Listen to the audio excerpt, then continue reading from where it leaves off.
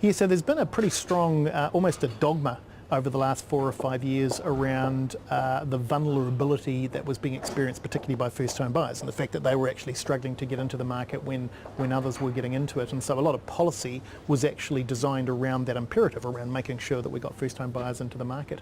And so just a few months ago, along with our partners at data company Valocity, we actually sat down to put together a report to determine whether, in light of the fact that the market has actually tapered off over the last 16 months, whether it had become easier for first-time buyers to get into the market. What was interesting about that was that, yes, they're in there in very large numbers. What we didn't realise, and what's become very clear through this report, is that in fact they've always been in the market. They've always in fact been the number one group. Now where that data comes from is from the mortgage registration business of all of the banks in New Zealand plus the second tier lenders.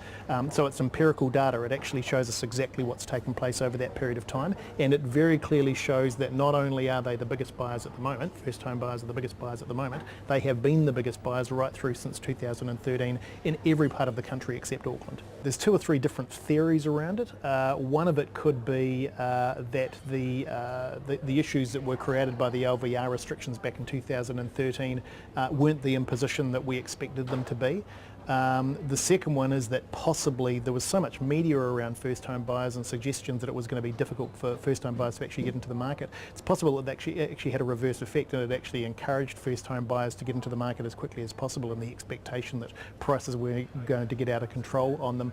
The interesting thing about that is that the figures that we released don't include Auckland, so it shows that first-time buyers have been the major buyers in every market around the country except Auckland. And Auckland, the major contributor to mortgage business, has actually been refinancing.